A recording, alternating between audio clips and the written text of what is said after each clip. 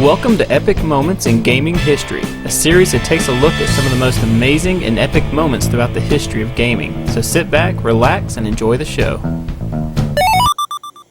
The year is 1994, and apparently Donkey Kong has given up on trying to capture Mario's girlfriend because he now has his own adventure on the Super Nintendo. Donkey Kong Country is a staple in any Super Nintendo collection. It came out in 1994 when I was in 4th grade, an ever-changing year in the 16-bit wars. Donkey Kong Country had solid gameplay that built on everything that Super Mario World did and improved on it. The graphics, spectacular. Perfect combination of cartoony with that weird, real computer graphics effect that only Donkey Kong Country was able to do. Blew anything Sega could make out of the water completely.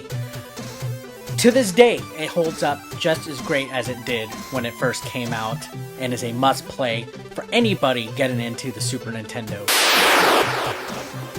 Months before this game even came out, I remember we got so mega pumped for it because Nintendo Power sent us a VHS in the mail of the little behind the scenes making of Donkey Kong Country. And with those beautiful silicon graphics and this awesome soundtrack, it was an amazing game. I remember the very point that I was sold on this game and I asked my mom to have it for the following Christmas after this video came out. It's when Donkey Kong went to the first snow stage and jumped on that igloo, and he was just kind of, running like this on top of the igloo. That's when I first said, I gotta have this game. It's amazing. These graphics are blowing me away. And the underwater stages, oh my goodness, I just couldn't believe what I was seeing. That water looked so real at the time. And the soundtrack for the underwater stages, I still bring up on YouTube to this day to just sit and listen to. Donkey Kong Country cannot go wrong. It's a beautiful game. And my first experience with it was fantastic. Has revitalized a classic just in time. Did you know Donkey Kong Country went on to sell more than 9 million copies worldwide, making it the second best-selling game on the Super Nintendo, being beaten by Super Mario World, which sold 20 million copies. Oh, everything about Donkey Kong Country was phenomenal. I mean, everything. That's the gameplay, the graphics, especially the graphics. I mean, that's what really wowed me when I was a kid. I just remember being 6 years old, first getting this game and putting it into my Super Nintendo, just being like, wow, I can't believe how good it was. It's just amazing. And especially the water levels, they actually looked really good too. And they were also fun. Now, you think of most water levels as either tedious or annoying, but not in Donkey Kong Country. It was like the best of both worlds as far as that went. And I also think with how good it looked, it actually added to the fun factor of this game. And even to this day, it's still very cool to be at. Alright, so Donkey Kong Country.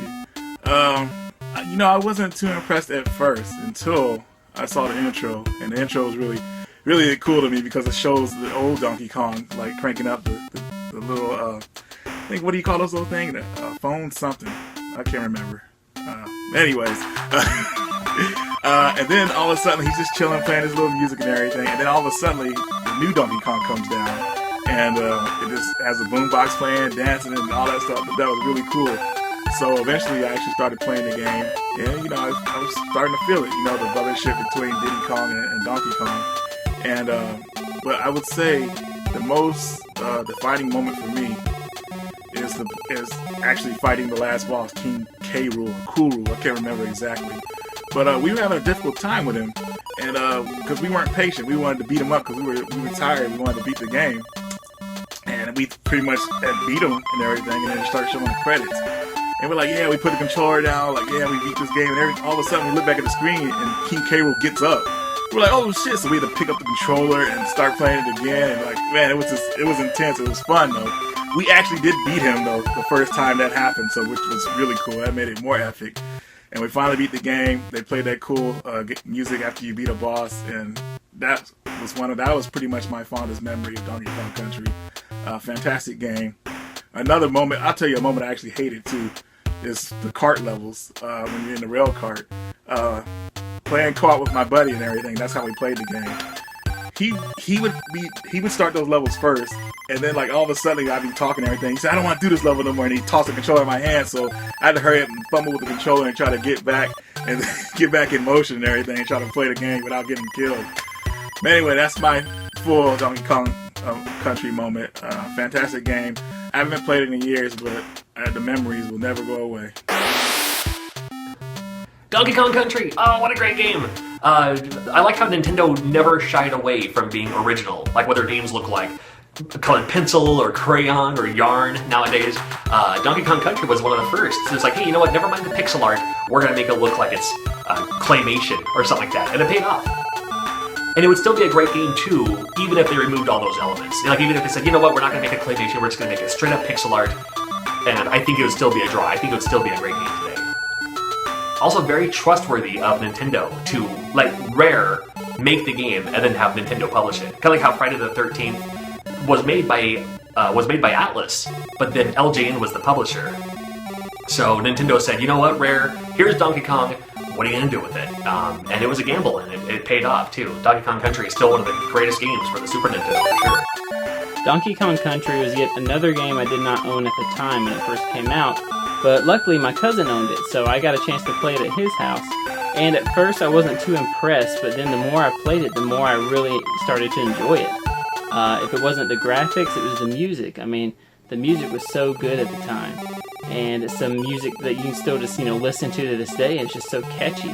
And the graphics, man, the 3D graphics was something we had not seen before, really. And just the fluid animations, everything about the game was so good. And looking back, I mean, it's still something that holds up to this day. I mean, you look at the graphics and compare it to your standard Super Nintendo game, and it just blows the other games away. And, another game that reminds me of the Donkey Kong graphics are the Toy Story for Sega and Super Nintendo. Same kind of 3D graphics, but either way, Donkey Kong Country is a game that if you have not played it, which I'm sure you have, definitely put it on your list of games to get, because this game is one that will always be remembered. Thank you for watching this episode of Epic Moments in Gaming History. If you enjoyed the video, please hit that like button and go ahead and subscribe. And don't forget to check out the YouTube channels listed in the description. Thank you for watching.